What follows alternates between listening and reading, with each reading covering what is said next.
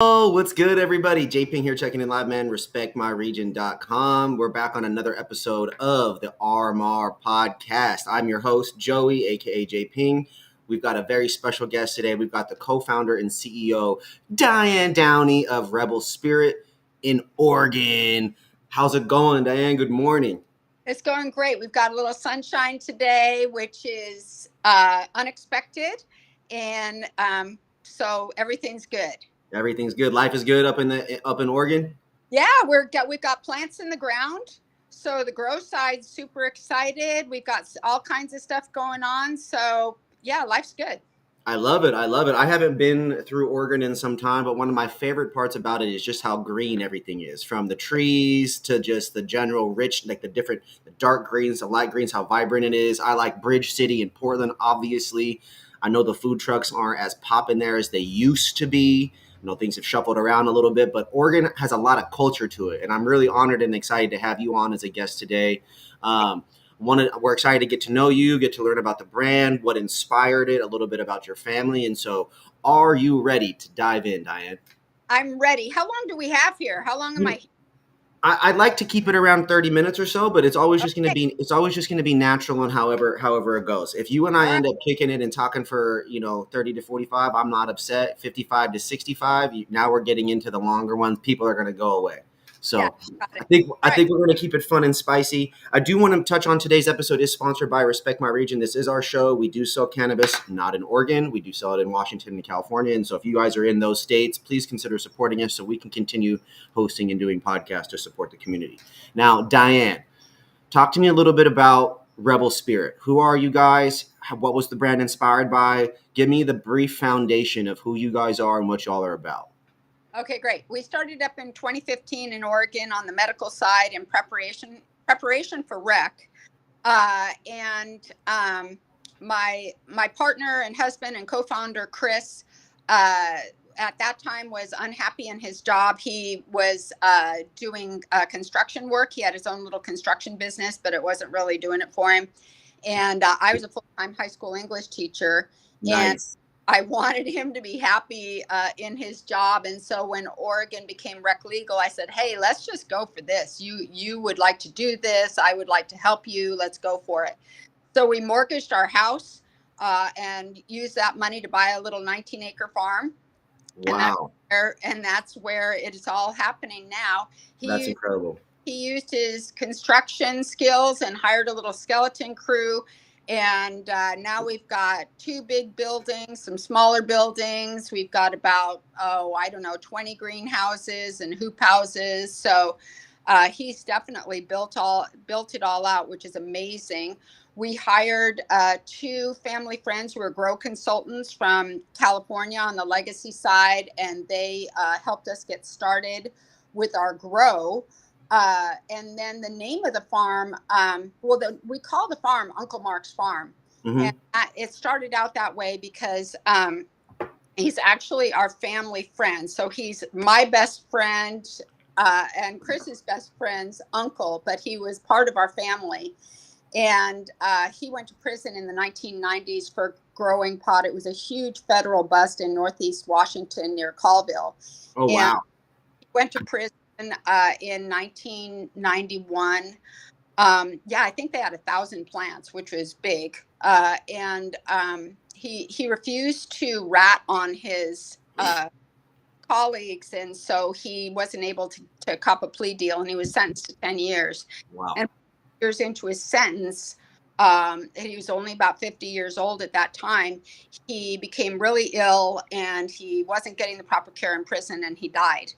And so that was a super shock to us, and it was a really sad time for us. And so, we've had to live with that. So when we started up the farm, we thought, well, we got to get Mark Spirit involved here. We're going to kind of resurrect him and give him a happier ending. Absolutely. And give him something else to be remembered by other than, oh, yeah, he's the one who died in prison. Yeah. And so we named the farm Uncle Mark's Farm. But then when we went to do branding of our product, we wanted something a little more, a little racier. And so we came up with rebel spirit, because that's Mark. So he underlies everything. He's our rebel spirit. Some people are wondering about the Americana iconography of our brand. You know, we've got kind of a it's not red, white, and blue. It's like rust, cream, and denim of our I'm gonna pull up your guys. I'm gonna pull up your website so that people can see this while you're talking. yeah. So we've got that. So we've got that eagle, and we've got that. And some people are like, "Well, what's that all about?" And honestly, Mark is an American, and Americans have rebel spirits. That's how we got away from Great Britain, after all. And you know, politically, I won't name names, but they don't own the flag, right? They Yeah. really don't. And so part of our using the Americana in our brand is a reclamation of America, and the way we see America, and the way we want it to be. And so that's what's going on with our kind of that Americana imagery in our brand. I love the branding. I think there's a balance. Well, one of the things is when you look at Oregon's market, you look at the one thing people know about the Oregon market is it's saturation from an industry standpoint. Yeah. So many brands, so many retailers. Weed, $30 ounces, and the billboards, right, and like whatever, right? It's like Yeah. okay. So one of the key things that you talk to people about that are in Oregon, and it's all about differentiation. You have to figure out a way to differentiate your brand, the people in your company from the rest. Yes. And when you ask as a marketing agency and as a publication, before we take people's money, before we do campaigns with them, it's always who are we speaking to? Who's the true audience? And you because you've been in the game for a while, you probably aren't that surprised to hear that people say, "Oh, I want to sell weed to everybody. I wanted my person is this and this and this and this and this," and they go down through all 10 fingers, and it's like, no, that actually doesn't work.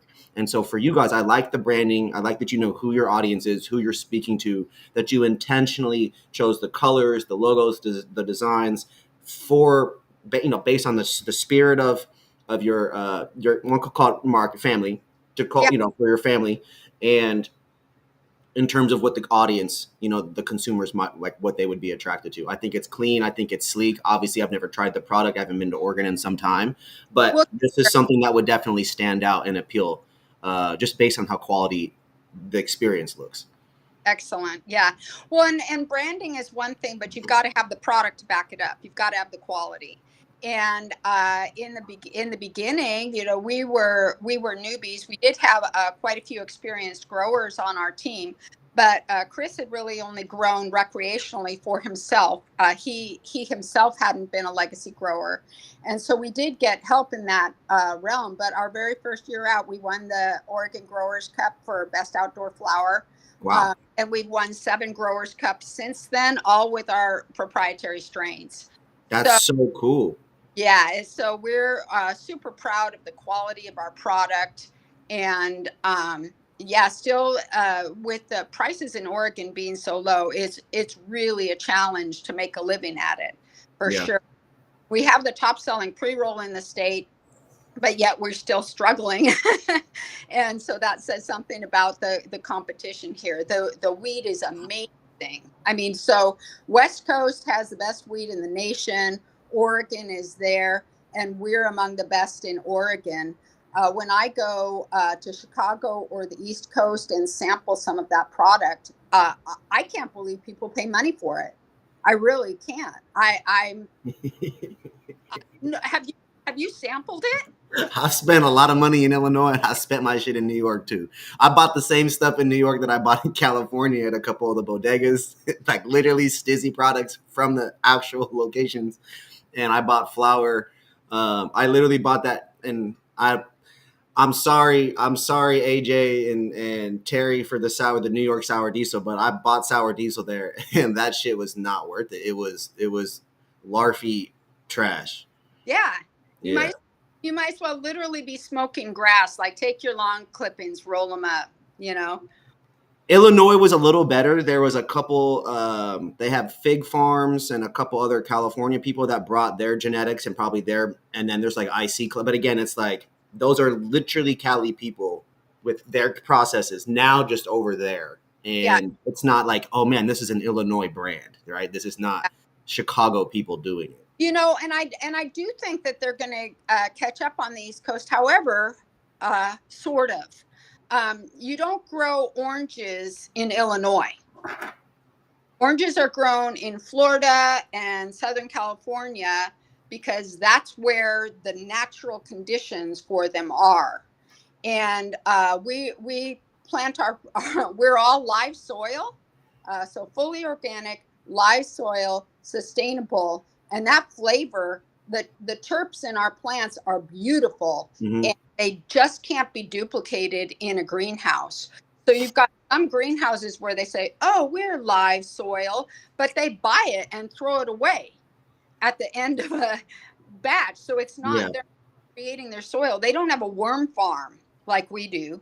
They're not creating their own teas. They're not really doing Let's touch base on some of those things. You don't have to dive into the science necessarily because it's going to be over my head. I mean, I'm familiar with all the terms you just mentioned, but in terms of like this compost tea versus this one, and Yeah. the ingredients in this soil versus another, that's going to be that's going to be 301, and I graduated with 201s. And so for you, my question is you guys have the number one pre-roll winning brand, number one pre-roll brand that's selling. That's just probably units sold and revenue.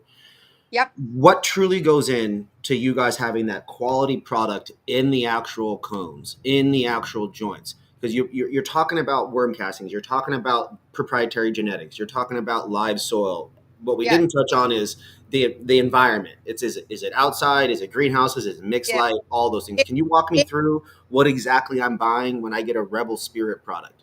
okay, I'll tell you what you're not buying. You're not buying indoor. Okay. Okay. And the reason you're not buying indoor is because it's we're really dedicated to the environment, and there's just no reason in Oregon to grow indoors. We've got a beautiful, at least where we are in Eugene, beautiful climate for it and everything. It's super expensive to grow indoors. It's messy. It's quite a trick to grow indoors, to try to mimic indoors what you get naturally outside. Yeah. So when we first started up, we grew indoors, and we just found it to be too expensive, not really worth it. And so right now we've got 75% of our product is in light assisted greenhouse, and Nice. 5% is in outdoor. The outdoor product generally goes right to pre-rolls, and then our greenhouse product, we're going to trim out the A's and then take B's and smalls to go for our pre-rolls. So Wow. that's kind of how we do it. And so, yeah, it is really difficult to be live soil and to get all that done indoors. We pull tarps, so we do light depth on our hoop houses and greenhouses, our light depth. And so we do, honestly, when we go to market, the dispensaries look at our product, and to look at it, it is indistinguishable from indoor. It's really good product. You talking about the light assist? Yeah. Well, and by light assist, we don't put any lights on them when they're flowering. It's just like right now we've Well, got our you're trying to super veg them. yeah, we've just planted out our greenhouses, right? So we've got a little heat going in there. We've got a little extra light going in there. But once the summer gets rolling, there are no more lights going on. Yeah, that makes sense. That makes sense. Eugene is such a beautiful place too. Going back to my comments at the beginning about how green it is, that was one of the most beautiful places I'd ever been. It was like, and the tempo of that was like, you got University of Oregon right there. Yep. It's a town with Yeah, it is. a massive city-sized university in it, Yes. or on it in some ways. And I remember when I was up there going to that beautiful mountain where the view is, where you can see kind of everything all around you. Yeah. Yeah, that park, smoking a joint there. And, it was really interesting. The passion for cannabis in Oregon is truly something that separates you guys from a lot of other people. You guys, and I don't say this to be rude or assume or anything, but I say this with the utmost respect for humans first. You guys just simply don't care about mainstream shit. You guys are Oregon. Y'all are up there. Or in Washington, you're down there. I'm in Cali, so you're up there. You guys are up there in the corner in the Pacific Northwest. You guys do your thing. You guys got your own version of Humboldt and Emerald, the Emerald Triangle in Southern Oregon. And I would say it's, kind of, can you talk to me about that region? You were alluding to the fact earlier that weed can't be grown in all these places, Yeah, maybe at the same level or the same quality. And right. I've heard this word terroir. Yeah, terroir. It's like it's Terroir. yes. And so I know that that's specific to environments. It's like the mountains and the air and the humidity and the moisture and how that all flows. And Oregon is a unique beast because you guys have the coast, you guys have mountains and snow, you have elevation and no elevation. And so walk me through what it's like truly being there. You guys have been cultivating, at least as this brand, since 2015, doing all kinds of stuff, seasons after seasons.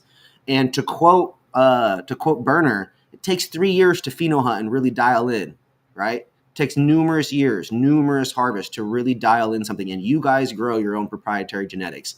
Yes. How did you guys get here? What's going on with that region? Wow. What is the weather? How does this equation equal out? You just asked a lot of questions, but I'm going to answer them all. All I right. love it. So, My you brain is overflowing because I just don't. I need to understand how Oregon if, is so much if better you than these other look, states. so if you look at the map, you see Humboldt and the redwoods and all of that, and if you follow that up, I'm going to call it a biome. That biome comes up and leaches, so to speak, into southern Oregon and on up into the Willamette Valley. We are in the southern Willamette Valley. Eugene is about the southernmost part of the Willamette Valley. All of this region is also known for grapes. Okay. Oregon has amazing wine. Yes, yes, yes. So grapes and cannabis kind of grow in the same Biome areas. yes, the same. Okay. So um so terroir, when it comes to wine, has to do with the soil conditions, the climate conditions in a region that give the terpenes to flavor the grapes. The same thing goes on with cannabis. All right. So we're in a region. So we have our farm is in bottomland that was a riverbed. Okay. So amazingly fertile soil. The other thing about our, kind of live soil and regenerative is that we use our native soil. Okay, so other people will have their live soil trucked in, Yeah. all right, and just kind of fortify that. We do our own soil mixing. We've got this huge soil mixer, so we mix all of our own soil. So we've got that native soil is part of the mix, all right, and so all of that ends up in the flavor of the product. All right, then you take that and talk about pheno hunting. Absolutely, it's a 3-year process. And so we get seeds from the Netherlands, we've gotten seeds from Canada, we get seeds from California, all over. Barcelona? I don't know. You'd have to ask Chris. You'd have to ask Chris. We got to get Chris on. I want to know. Yeah, he's the pheno hunter. Oh, man. But in any case, so we get just in case your audience doesn't know this, we might get 1,000 seeds in. So you grow those out, and literally you come up with one plant. That's seriously. Yeah. You might, or maybe you come up with 10 plants. You let those 10 plants grow, then you're down to 2, right? That are going to be decent. And then you've got to plant a pot with those plants to see how they're going to turn out. Are is the pot going to be flavorful? Is that plant going to be hardy in our climate? All right. And all of those things. And so finally you find the one that's going to work in this region on our farm, right? And then we do breeding as well. So it's not only pheno hunting, it's breeding. And so we say, wow, this would cross really well with our Frosty Jesus. Make that happen. So we're coming up with new strains all the time. In Oregon, our consumers love variety. And so we're always having to present them with new strains. And do you guys mainly, and maybe this is a question for Chris, but from from a creative standpoint, are you guys naming them to like stuff that people don't recognize, like that's so original or exclusive, or is it just like combining parent genetics? A little bit of each. A little bit of each. So we've got Frosty Jesus, which is a descendant of Jesus OG. right?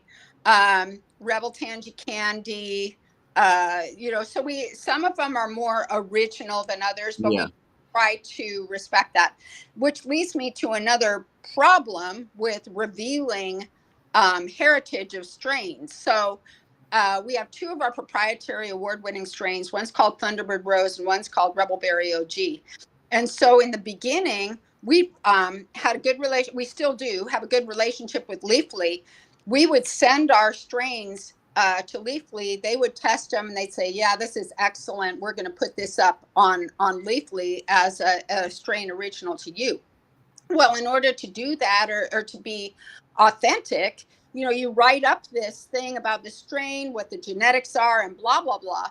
Well, what we found is that so these are strains that are proprietary to us. We don't share them with anyone, and I'll elaborate on that later, because we want our customers to come back to Rebel Spirit because they can only get these proprietary strains from us. But if you go online and you search for Thunderbird Rose and you search for Rebel Berry OG, there are people out there that are claiming to be able to sell you seeds or whatever from these. And so I don't know if they're just blowing smoke up your ass, or if they went to Leafly and looked at the heritage of each of these strains and then did their own crossing, and they're just calling them the same thing. But it's maddening. I can only imagine. It's like from a product standpoint, right? Isn't like New York? Didn't they go through the city and ban all the people selling fake purses on the side of the street? Right, right. Yeah, But didn't that happen for decades first though? yeah, So it was exactly. like to some extent it helps spread brand awareness is the excuse and the justification, right? But then at Right. the same time, and it helps drive value up. But the problem is with cannabis, you're not talking about a leather product that maintains value or stays the same. We're talking about a product that degrades Yeah. 37 days in, right? It's not the same anymore. So it's like you guys really put a lot of intentionality and effort into making these original exclusive experiences, these products, these strains that are to you guys, and then other people going and maybe they're mimicking it or recreating it. Yeah. Either way, people, we're here to let you know it's not the same. If it didn't No. wasn't grown in the same batch by Yeah. using the same techniques in the same terroir or the same environment, it is physically, feasibly, hypothetically, factually, it's not the same. No apple is identical, no orange is identical, especially if it came from Brazil versus Mexico or Fresno and Yeah. Woodlake versus Florida. They're not the same. And so you Right. guys got to really understand what one of the key points she's making here. And shout out to you, Diane, for being so involved at the cultivation level, and the breeding and the science level, because most people aren't aware of those key facts. And I think that's incredibly important. You guys, if you guys want to maintain the same experience or a similar experience, product to product, smoke over smoke, session over session, it's important that you guys go back to the growers that your body is saying, oh, I really like that flower. Oh, I really like that pre-roll. You want to go back to that so you can get that. And especially if you're a medical patient, and really important. Now, that's something I really wanted to touch on, as well as this medical market. You've got medical in a bunch of states. You've got adult use in a bunch of others. You guys have been around since since medical and throughout recreational. What has that been like? Talk to me a little bit about some of the trials and tribulations, costs, Yeah. the Oregon Department of Cannabis, whatever. Yeah. So you got a lot of questions there again. I will say about the medical, honestly, we didn't, we started on the medical side in 2015 just to get a jump Mm-hmm. ready for rec. And so we were always intending to be a rec brand, and we were only medical until we got our rec license, and then we gave up the medical. And there was this transition period in Oregon from medical to rec when it came to the dispensaries, and we were kind of involved in that whole time, also making that transition from medical to rec. And we don't so when it comes to the medicine of the plant, we do have a healing salve that is amazing that we don't even have on the market yet because it's just really expensive to bring that to market, and the market share for salves is so tiny. We haven't Yeah. got. But I think that and other states have experienced what's going on in Oregon, which is that once you've got rec, medical kind of goes away or can go away, except for the patients who are truly, truly dependent on medical. So, uh, for instance, in Oregon, there's a 20% tax that people pay at the cash register for rec. And if you're medical, you're excused from that tax, but it costs about $200 a year to Mm-hmm. have your medical card. And so it's either a wash or you're losing money depending upon how much you buy Yeah. by medical patient when all the same products are available across the board. Yeah. So I don't know how many strictly medical patients there are in Oregon. I don't know of really any dispensaries that are strictly medical anymore. Mm-hmm. Um, and so every state, as you know, is a little different when it Yep. comes to the way medical and rec roll out. And my main experience is there in Oregon. I will say that when it comes to branding medical versus rec, I was always a little puzzled by that, because when we first started, and I was a high school English teacher, so my high school English teaching overlapped with being CEO by about 5 years. And so I retired from teaching in 2020. But people would kind of do this little pearl clutching and say, well, you're not involved. You do medical, right? You don't do that other nasty marijuana, you know? It's just the lack of understanding, man. They just don't understand. Yeah, and I'm just like, I'm sorry to tell you this, but marijuana is marijuana, okay? Yeah. And you could have someone who has problems with anxiety and smokes a little on a Friday night to be able to overcome their social anxiety and go out and have a good time, right? And they could say that they're using that product medically, which I totally respect. You could have the person with the same condition that says, you know, man, I just have a lot more fun when I smoke a joint and go out on Friday night. And they think they're using it recreationally, and they are, Whew. right? And so I like to give a lot of latitude to the consumer and say, you call it whatever you want, honey. Just you know, and knowing too that if you've got somebody, say, who suffers from whatever and has a little toke each evening, that quite possibly that medicine that they're taking each evening is keeping them from having to take a pharmaceutical pill every day. Yes. You know, Yeah. whether and they might be aware that that's the way it is, or they might not be aware that that's the way it is, Yes. right? But again, I like to leave it up to the consumer to self-identify. I'm not going to tell them what they are, right? But I think that they should have the freedom to use the product they want to use as they want to use it. And I would love it if there were doctors who could recommend what Or, might work. or even just say, hi, there's a potential resource. Are you aware of this potential resource? It's not Yeah, even a recommendation. It just comes down to pure awareness. Have you heard of this? It's a potential resource. yeah, If you want to learn, a potential resource is going to school. You could also learn from a mentor, or you could go and do an apprenticeship, which is not school, right? There's potential resources out there that people just need to be aware of. They just need the increased awareness. They need to get some form of education to make them get an understanding that this is just exactly what it is for people that it's just a potential resource for some. In some cases, it's one way. In some cases, it's another. I'm a kidney stone patient, IBS. I've had stones 16 times. I'm not allergic to peanut butter, but peanut butter causes kidney stones, right? And so it's just one of these things where now I consume cannabis daily. yeah, There are moments where I don't need a joint, and I definitely add it in to make me a little bit more fun or giggly at an event. That's when I use it recreational. But yeah, every morning when I talk to you offline, I'm like, yo, I got to get at least one hit in real quick to get this fog off of my body of weirdness, yeah, right? And that's a 2% medical, and then the rest of my day is all rec, right, or whatever it is. And I think people just need to understand that what you were saying is really powerful. About someone might not even know that they're using cannabis, and it's helping them stay off of something else. yeah, I am actively aware that if I wanted to get rid of the nausea in my body, I can go to Walmart and I can buy a Meprazole like they tell everybody to do.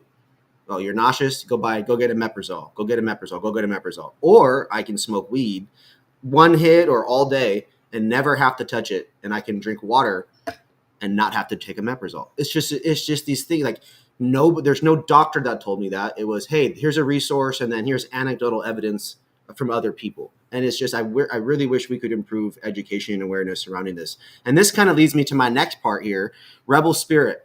You guys are obviously sun grown. There's an outdoor product. There's a light assist product. You guys are doing pre rolls. You mentioned the salve that's not on the market yet. Are there any other products that people need to know about or maybe that they should know about that you guys create? We have an amazing edible that we won the Oregon Growers Cup with. Wow. It's on the market. We haven't pushed it a lot because edibles are really difficult to break into. Oregon is the home of wild. Oregonians love wild. And so we have the edible. We've got concentrates. So we've got shatter and wax. Oh, wow. Okay. And we've got infused pre-rolls. So we try to have a good variety for the dispensaries to choose from. Tell me you got some rosin. It's coming. It's coming. Live rosin's coming. We don't have our processor's license. We're working on getting our processor's license. And what we're finding, another reason we're not really pushing the edibles is because we're not making much money on them, like literally 13 cents on an edible. That's because we have to have it manufactured with a processor. Yeah. And so it just, by the time that's done, there's just not much left for us there. And so we're working right now. We're in the process of getting our processor's license. We're not going to be doing extraction. We're only going to be doing concentrates. So we'll be able to infuse our own pre-rolls. We'll be able to make our own edibles. We'll be able to make our own salve, right? We'll do pressed rosin, bubble hash, those things that we can manufacture cost effectively on our own. Nice. Market. Yeah. That's very exciting. Those things are coming. And actually when, then it'll make sense for us to push our edibles too. Yeah. Because we have an award-winning product that we can make some money. 100%. Right now, it's all about margins when it comes to the cost of manufacturing something, right? And that's where most of us are living and dying, is just the cost it takes to create something. We're here in California, we're at $1.55 for the cheapest pre-roll we can get created. And then I'm seeing people literally sell infused pre-rolls for $1.50. And so I'm just like, crazy, right? So if you go to a manufacturer to get pre-rolls made, they're charging you $1.55 with flour included. That's what our cost is right now. Included. Okay. Yeah. But that's because down here with Humble, and then they're spitting out pounds, $300, $400, $500 pounds, like no one's business. $250, $50 for like last year's, the last 6 months. There's everything is available just because of how much just pure quantity there is. Which that even just that mark right there, Oregon, one of the most saturated markets, some of the most licenses issued, both from the farming standpoint, both from the retail standpoint. Groups like Khalifa and Nectar have tens of locations. You guys obviously award winning, one of the best brands, most respected in the state. What is it like, servicing accounts that are 5, 10, 15 locations deep? So that's those are a challenge. They are a challenge. And so what we started out as really a flower brand, and then since about 2019 is when we became famous for our pre-rolls, and the pre-roll market for us took off. From 2019 through 2021, we couldn't keep up with demand for our pre-rolls. We were selling about 35,000 10 packs a month. Wow. That time. And then, as you know, in 2022, the market, COVID was over, market took a dive. So we've been in situations where we've been struggling to keep up with demand. And that is that's really a problem for our sales and production teams. Have to be in super close communication so that we don't overextend ourselves. Yeah. So that we can say to a dispensary, we can only give you this many packs. Sorry, we'd like to give you more, so really portioning things out and making sure that we maintain that shelf space. Yeah. Right. And so when 2019 first started, we were in 170 dispensaries. By last year, we were down to 70 dispensaries. And the reason is, and we're going back up, we're at about 100 now. But the reason is, we cut back on dispensaries to service the ones who are Yes. paying on time, the ones that were selling through and paying on time, because we had that limited product, right? We Yes. had its supply, and so we had to pick and choose who we were going to do business with. That's huge. That sounds like it was a pretty pivotal moment in the pivotal series of decisions for you guys to Yes, honor the but relationships you currently have. yeah, and also a learning experience for us. We didn't have a lot of background in any of this. Mhm. It's kind of learn while you earn, for sure. Absolutely. I like that one. Learn while you earn. I've heard that one, and then build the plane as you fly it, right? I've heard both of those. That's Yep. learn as you earn. I like that. Well, Diane, I wanted to give you the floor to see if there's any kind of exclusive updates that you guys might have. Rebel Spirit, is there anything exciting you have coming up, or any kind of, something that you'd like to share about the company that's coming up and going down? I feel Yeah. like it'd be a great opportunity to touch on that kind of stuff real quick. Thank you. Yeah, so we are licensing our brand nationwide, and right now, Vermont is going to have product on the shelves. Crea Botanicals in Vermont is a brand licensing partner there. They're most interested in our pre-rolls, but they're also going to have cartridges. And then we're in Peru as well. And so Chris and I are going to Peru in a couple of weeks to meet with our partners there, and to have a little vacation, frankly. We're going to hike the Inca Trail to Machu Picchu, which is Ooh, an amazing opportunity. Uh, wow. but it's just that's new. That's new to us. So we're working really hard to support our brand licensing partners, get them the swag they need, get them the support they need, get them the SOPs, get them the genetics. So we're sending genetics to Vermont, and we're sending equipment. One reason our pre-rolls are so popular is because of our proprietary methods of manufacturing. And so we're bringing our Vermont partners here to train them so that they can go through the whole cycle, and so they can understand how to manufacture pre-rolls at scale. And not, go broke with the labor that it takes to manufacture pre-rolls. So bringing on those brand licensing partners is super exciting, and it's just a new world. For instance, our Peruvian partners said, "Oh, we love," when they visited the U.S. They said, "We love Frosty Jesus. I want Frosty Jesus. I want Frosty Jesus." If I could do the accent, I would. But in any case, we can't send it to them. We can't send them plants, legally. Plus, interestingly, in Peru, they have the license to sell medically, but they don't have any licenses to grow. There are no cultivation licenses in Peru, so they source their product from Colombia and from Canada. Yeah, they have to import. Yeah, they have to import. And so he's saying, well, how do I get Frosty Jesus? And so I said, all right, Jose, well, you have to get your growers in Colombia to grow Frosty Jesus, right? And that way you can get Frosty Jesus. And he's like, well, I just really like the flavor. And I said, aha. So we have a lab partner in Colorado now that does terpene profile duplications. Yeah, yeah, yeah. Yeah, and so we're sending Frosty Jesus. We've got about 5 of our most popular, most flavorful proprietary strains have gone to the terp profiles have gone to Colorado. They've duplicated them, and those terpenes have gone out to Peru and to Vermont. They're going to make carts. So they're going to make Yeah, carts. you can recreate the botanicals. Yes, Yeah. exactly. They've got cannabinoid source terpenes in there, or cannabis source terpenes in there. And then, so people will be able to smoke, to toke from a Frosty Jesus cart in Vermont and in Peru. Love it. And we'll brand it as you're getting the Rebel Spirit proprietary strain experience. You mentioned wild as one of the kings, queens, and everything in between for Oregon. People also don't know that True Terpenes is from Oregon. Yeah. And so terpene creation, production, the science of it, Oregon has been behind that for a long time. Yeah.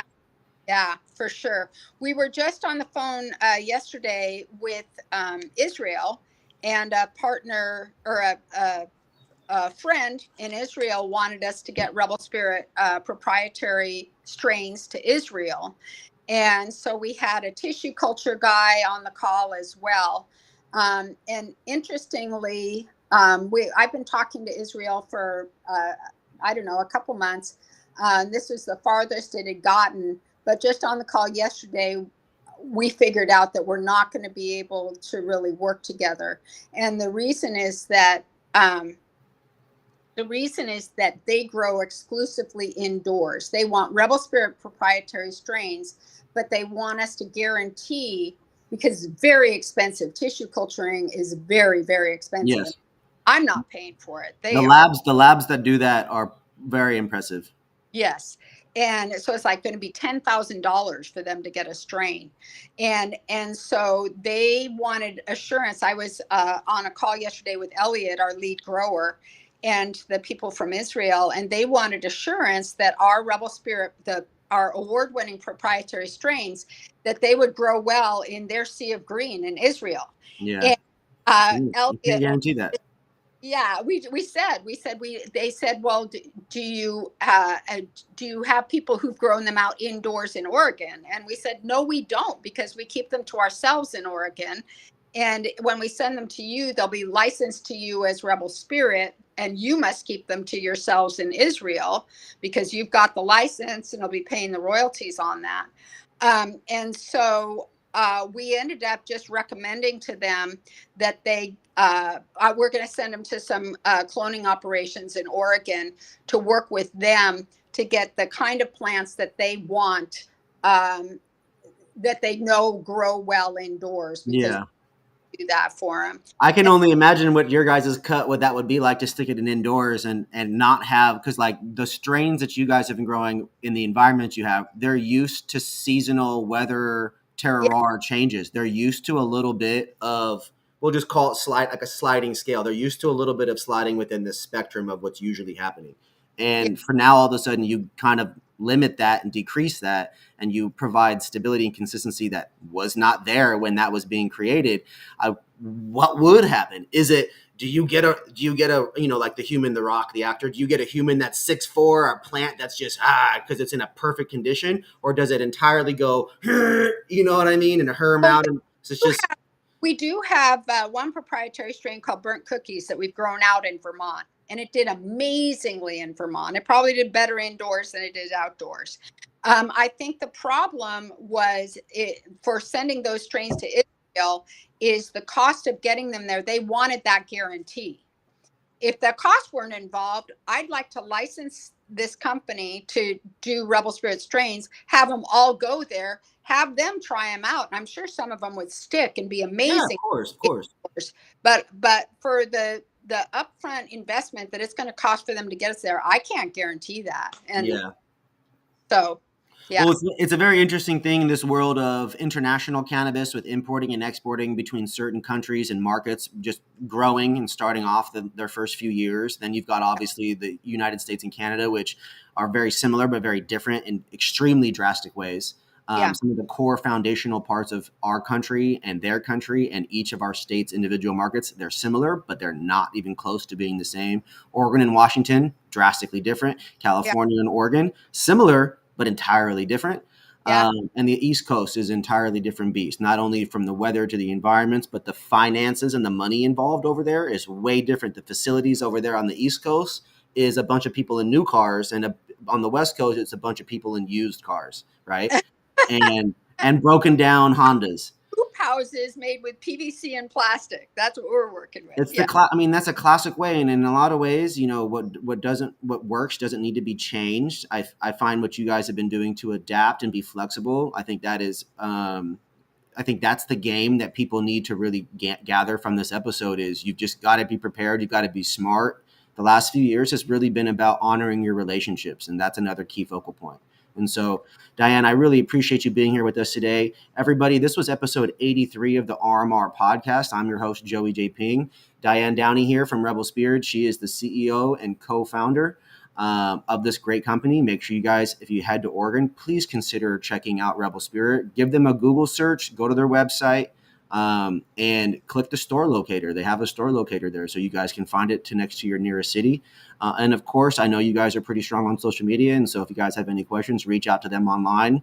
I believe I've seen it on Instagram, and so reach out directly there, and someone will for sure get back to you guys. Diane, do you have any last remaining things before we get on out of here? It's a Friday. People are trying to go smoke some Rebel Spirit. Hey, I just want to thank you for the opportunity. You have been an amazing host. It's been wonderful to have this conversation, and I appreciate you. Thank you so much. Thank you for your passion in cannabis, and big shout out to Uncle Mark for his sacrifice and his spirit and his passion as a rebel in cannabis and as a legacy human in the space. We appreciate you, sir, and to your entire family. Keep honoring cannabis and killing it in Oregon. We're here to help you guys. Everybody. Right. I appreciate it. Thank you all for watching, man. This was a Friday. Make sure you guys like, follow, subscribe, talk that shit, do what you got to do. But no matter what, if you're in Oregon, go buy some Rebel Spirits and change your energy. Have a great rest of your guys' day, man. I'll see you guys next time. Joey J. Ping, Diane Downey, we're out.